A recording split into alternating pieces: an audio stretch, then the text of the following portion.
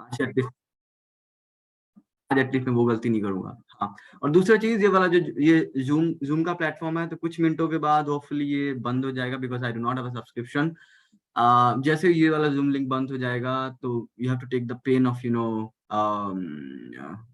Gate through another link, जो मैं भेज दूंगा। मतलब 3-4 मिनट लगेगा सेटअप करने में, क्योंकि मैं आईपैड और मेरा लैपटॉप को सेटअप करूंगा एक साथ, तो 3-4 मिनट लगेगा।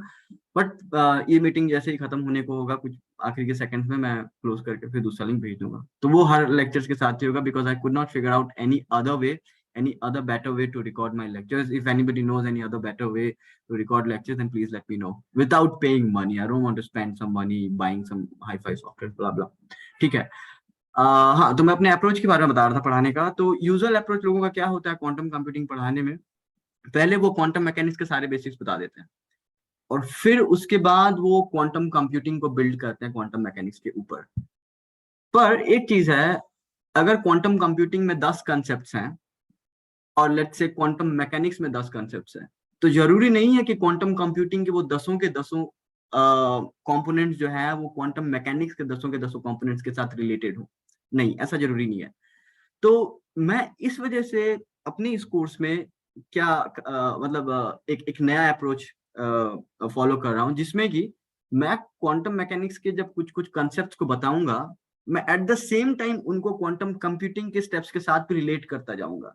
तो मैं मतलब चंक्स में रिलेट करूंगा चीजों को, क्वांटम मैकेनिक्स और क्वांटम कंप्यूटिंग, या फिर ये भी कह सकते हो कि लीनियर अलजेब्रा और क्वांटम कंप्यूटिंग को मैं बिट बाय बिट, मतलब चंक्स में रिलेट करूंगा। तो आपको बहुत सारे short short short short connections देखेंगे, और एट द एंड आप बीच बीच में देखोगे कि जब आप उन सारे कनेक्शंस को एक साथ देखते हो, तो आपको अच्छे से क्वांटम कंप्यूटिंग थोड़ा सा दिख रहा है। And by the time we finish, मतलब मान लो नेक्स्ट 10 सेशन में, जो कि स्पैन होगा मे बी नेक्स्ट 2-3 महीने में, नेक्स्ट 10 सेशन में आपको काफी सारे कनेक्शंस मिल जाएंगे, और आप फिर देखोगे कि आपको एक बेसिक फॉर्मलिज्म क्वांटम कंप्यूटिंग अच्छे से क्लियर है।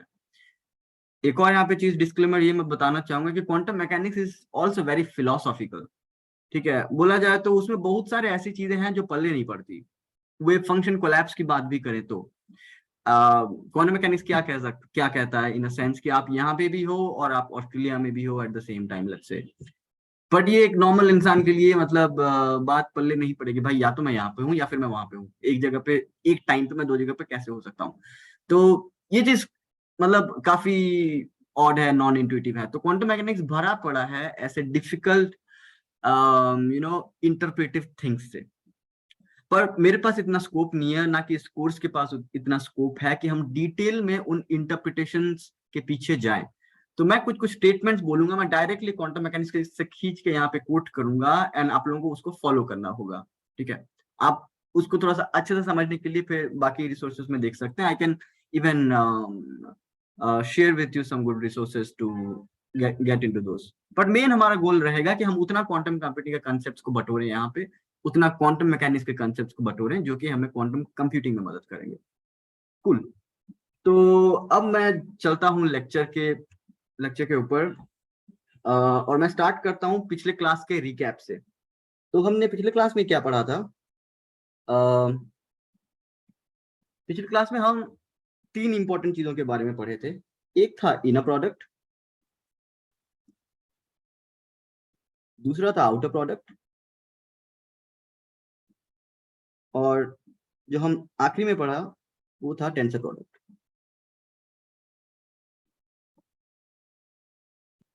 ये तीनों के तीनों चीज किसके ऊपर बिल्डअप हुए थे? ये तीनों के तीनों चीज जो थे ये बिल्डअप होते डिरैक्स के ब्रैकेट नोटेशन के ऊपर। कितना स्लो है मेरा स्क्रीन, एनीवे। तो ये है ब्रैकेट नोटेशन के एप्लीकेशंस। एप्लीकेशंस बोलो या फिर एक्सटेंशन बोलो। ये दिखते कैसे हैं? इनर प्रोडक्ट कुछ ऐसा दिखता है, आउटर प्रोडक्ट कुछ ऐसा दिखता है, और टेंसर प्रोडक्ट जो है वो कुछ ऐसा दिखता है। मैं इस चीज को ओमिट भी कर सकता हूँ, कई लोग खाली ऐसे लिख देते हैं। ओके, तो ये हमने इसके बारे में डिस्कस किया था पिछले लेक्चर में, और जाहिर सी बात है जो ब्रा और कैट हैं वो कुछ ऐसे दिखेंगे, ब्रा वाला ये और कैट वाला ये। ब्रा और कैट के बीच क्या रिलेशन है?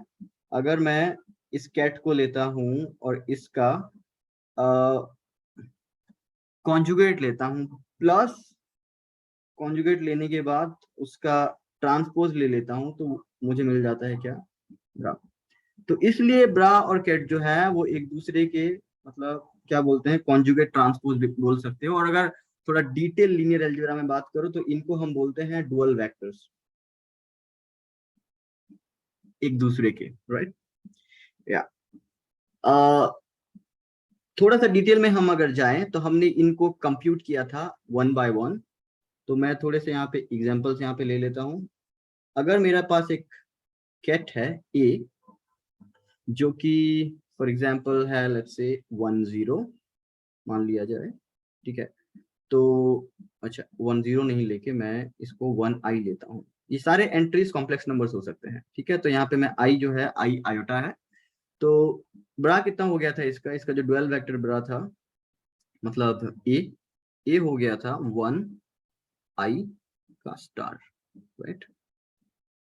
ओके, बोले तो 1 माइनस आई। और फिर आप इन दोनों का क्या क्या निकाल सकते हो? इन दोनों का आप इनर प्रोडक्ट निकाल सकते हो। और इनर प्रोडक्ट अगर निकालोगे तो आपको क्या मिलेगा? एक नंबर मिलेगा, या फिर बोलो आपको एक स्केलर मिलेगा। आउटर प्रोडक्ट अगर निकालो ये, तो आपको क्या मिलेगा? एक मैट्रिक्स मिलेगा। और अगर आप टेंसर प्रोडक्ट निकालो तो आपको क्या मिलेगा? क्योंकि यहाँ पे ये वेक्टर है, वेक्टर्स को भी आप मैट्रिक्स ही बोल सकते हो, ये यहाँ पे अगेन एक वेक्टर ही देगा, ठीक है? हम लास्ट क्लास में टेंसर प्रोडक्ट में आके एक पर्टिकुलर जगह पे रुके थे कि टेंसर प्रोडक्ट का साइज क्या होगा, ओके? तो हम इसको थोड़ा सा और डिटेल में परस्यू करते हैं यहाँ पे। इनर प्रोडक्ट और आउटर प्रोडक्ट के बारे में मैं उतना डिस्कस नहीं करूंगा, वो काफी कॉमन है, वो यूजुअल लीनियर अलजेब्रा में भी दिखते हैं। लेकिन ये जो टेंसर प्रोडक्ट है, टेंसर प्रोडक्ट आई थिंक ये क्वांटम कंप्यूटिंग में ज्यादा यूज होता है, क्वांटम मैकेनिक्स में भी यूज होता है, लेकिन यूजुअल लीनियर अलजेब्रा में उतना नहीं होता। तो हम इसको थोड़ा सा और डिटेल में देखते हैं। तो मैं अगर यहाँ पे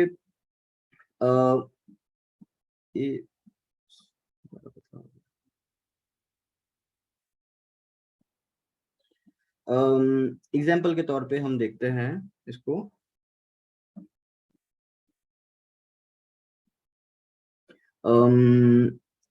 ए का टेंसर प्रोडक्ट हम लेते हैं ए के साथ, खुद के साथ।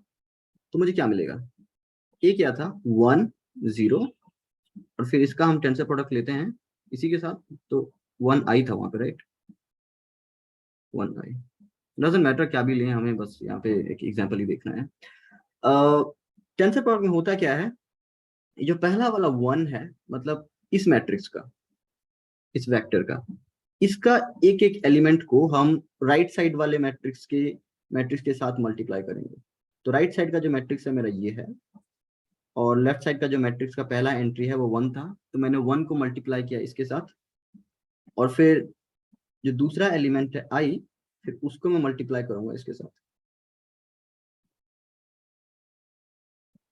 मतलब ये जाएगा और एक बार मल्टीप्लाई होगा पूरे मैट्रिक्स के साथ, और फिर ये जाएगा और मल्टीप्लाई होगा पूरे मैट्रिक्स के साथ, मतलब जस्ट स्केलर मल्टीप्लिकेशन जो होता है मैट्रिक्स के साथ। तो आप देख सकते हो कि पहला वाला क्या देगा? 1i देगा, क्योंकि 1 मल्टीप्लाई होगा तो जितना था उतना देगा आई। और फिर आई और आई मल्टीप्लाई होके हो गया आई स्क्वायर, और आई स्क्वायर बराबर हो जाता है -1। ऑलराइट, तो हम देख सकते हैं कि यहाँ पे जो ऑर्डर है मैट्रिक्स का, राइट, जो ऑर्डर है, ऑर्डर कितना हो गया? यहाँ पे देखिए ऑर्डर था 2x1, इसका ऑर्डर था 2x1। तो जो टेंसर प्रोडक्ट है उसका ऑर्डर हो गया यहाँ पे 4x1। ओके, हम एक मैट्रिक्स का भी एग्जांपल ले सकते हैं। हमने यहाँ पे एक 2x1 मैट्रिक्स का लिया। एक स्क्वायर मैट्रिक्स का एग्जांपल लेते हैं, ठीक है? तो एक और एग्जांपल लेते हैं हम, एग्जांपल 2। सपोज हम लेते हैं ABCD मैट्रिक्स, और हम इसका टेंसर प्रोडक्ट निकालते हैं EFGH के साथ, ठीक है? तो क्या हो जाएगा? पहले ए मल्टीप्लाई हो जाएगा जी एच के साथ, इधर फिर बी मल्टीप्लाई हो जाएगा ई एफ जी एच के साथ, सी मल्टीप्लाई हो जाएगा ई एफ जी एच के साथ, और फिर फाइनली डी मल्टीप्लाई हो जाएगा ई एफ जी एच के साथ। अब मैं वापस से इसको पूरा कैलकुलेट करके लिखना नहीं चाहता, पर आपको अंदाजा हो गया होगा यहाँ पे कि मेरे को जो फाइनल मैट्रिक्स मिलेगा वो क्या होगा, 1 2 3 4, 1 2 3 4, तो 4+4 का मैट्रिक्स मिलेगा, राइट। तो हम यहाँ पे निष्कर्ष क्या निकालें? निष्कर्ष हम ये निकालेंगे कि अगर एक m क्रॉस n का स्क्वायर मैट्रिक्स मल्टीप्लाई होता है p क्रॉस q के मैट्रिक्स के साथ, ठीक है, तो आपको रिजल्टेंट में क्या मिलेगा, mp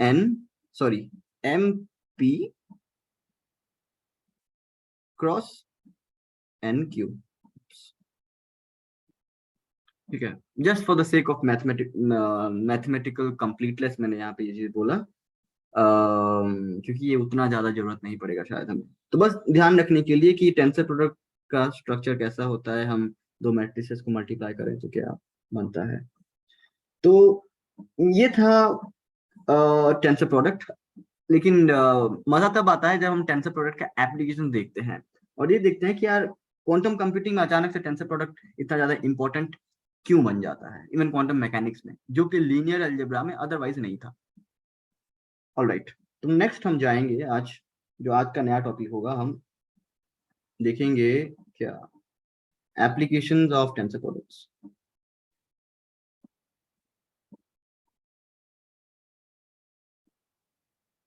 applications of tensor products, और इसी एप्लीकेशन के बीच मैं कुछ कुछ और इंटरेस्टिंग चीजें बताऊंगा। Alright, time for questions. किसी को कोई दिक्कत है अभी तक जो बताया मैंने बेसिक, कुछ किसी को क्लियर करना हो तो?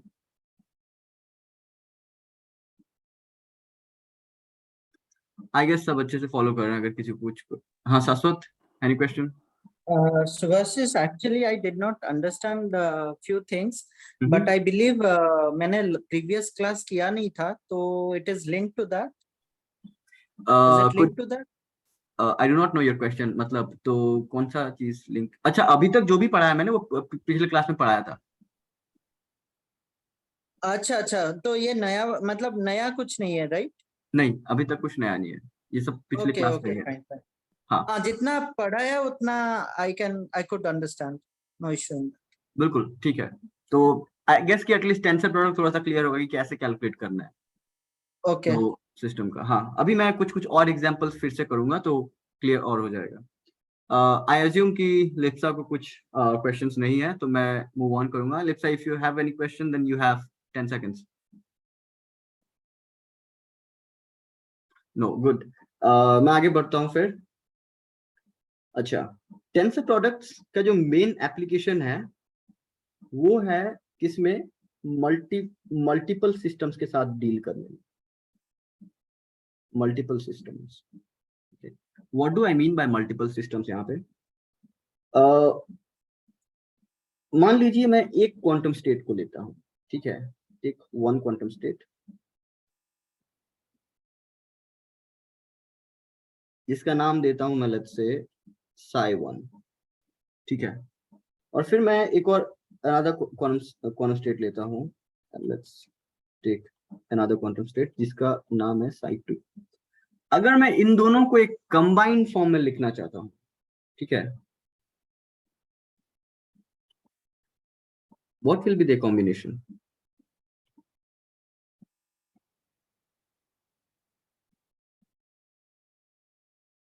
बिल्कुल सिंपली, अगर आप इन दोनों का कॉम्बिनेशन लिखना चाहते हो तो आप क्या लिखोगे? एक लेमैन के टर्म्स में आप क्या करोगे, इन दोनों को भाई एक साथ बिठा दोगे। लो भाई, ये हो गया मेरा कंबाइंड सिस्टम, राइट? ये हो गया मेरा कंबाइंड सिस्टम। पर इसी चीज को हम मैथमेटिकली और कंप्लीट वे में क्या लिखते हैं, इसको हम psi1 टेंसर psi2 के फॉर्म में लिखते हैं। ओके, गौर करने वाली बात है यहाँ पे कि मैं जो क्वांटम स्टेट बोल रहा हूँ, एक क्वांटम स्टेट का मतलब क्या है? ये अपने आप में ही एक स्टोरी है कि क्वांटम स्टेट होता क्या है, बट बेसिकली अगर हम इसको नॉर्मल फिजिक्स के साथ कनेक्ट करें, क्लासिकल फिजिक्स के साथ कनेक्ट करें, तो क्लासिकल फिजिक्स में अगर एक मैं स्टेट को डिफाइन करने जाऊं तो उस स्टेट के बारे में कुछ पर्टिकुलर प्रॉपर्टीज मुझे बताने होंगे। एक सिंपल तरीके से मैं क्या बता सकता हूं, किसी का स्टेट मुझे उसके पोजीशन और टाइम से पता चल जाता है। ठीक है, तो आप मुझे उसके बारे में दो वेरिएबल दो, पोजीशन और टाइम, और फिर मुझे उसका स्टेट पता चल गया। एक दूसरे तरीके से मैं क्या बोल सकता हूँ कि मुझे किसी का पोजीशन और मोमेंटम बताओ और उससे मुझे उसका स्टेट्स पता चल जाएगा। तो हम कुछ कुछ प्रॉपर्टीज को लेते हैं और फिर उसका जो स्टेट है उसको डिफाइन करते हैं। कई दफा हम फेज स्पेस की बात करते हैं। फेज स्पेस एक क्या होता है, मैं थोड़ा सा यहाँ पे टॉपिक से बाहर जा रहा हूँ बट आई थिंक ये इंपॉर्टेंट है। अक्सर क्या होता है, फेज स्पेस एक होता है जो कि एक जगह पे पोजीशन होता है और एक कोऑर्डिनेट में मोमेंटम होता है, और हम फिर किसी भी पार्टिकल का प्लॉट करते हैं कि इसका पोजीशन और मोमेंटम कहाँ कहाँ है। ठीक है, तो इस केस में क्या होता है, पोजीशन और मोमेंटम एक स्टेट को डिफाइन करते हैं। ठीक है, क्वांटम मैकेनिक्स में भी आप अगर ऐसे सिंपल टर्म्स में समझना चाहो तो किसी पार्टिकल का पोजीशन और मोमेंटम सफिशिएंट होता है उसके स्टेट को डिफाइन करने के लिए। ठीक है, लेकिन इंटरेस्टिंग बात यह है कि क्वांटम स्टेट सुपर पोजिशन में रहते हैं। वो एक पर्टिकुलर पोजीशन और मोमेंटम के वैल्यू पे नहीं रहते एक टाइम पे, वो सुपर पोजिशन में रहते हैं। तो यहाँ पे एक कंसेप्ट आता है सुपर पोजिशन का, जो कि आई थिंक पूरे क्वांटम मैकेनिक्स का सबसे इंपॉर्टेंट कंसेप्ट है, पर मुझे इसके अंदर घुसने में डर लगता है क्योंकि बहुत सारा फिजिकल इंटरप्रिटेशंस वगैरह आता है। पर मैं अगर सिंपली इसको एक्सप्लेन करूं तो ऐसे करूंगा कि एक क्वांटम स्टेट साई जो होगा वो एक टाइम पे मल्टीपल वैल्यूज ले सकता है। एक टाइम पे एक ही वैल्यू लेगा, पर हम इसको मतलब एक सुपर पोजिशन में रख सकते हैं। फॉर एग्जाम्पल मैं क्या बताने की कोशिश कर रहा हूं, मैं एक साई को let's say C1 times Sai 1 plus C2 times Sai 2 में लिखता हूं। इसका मतलब साई का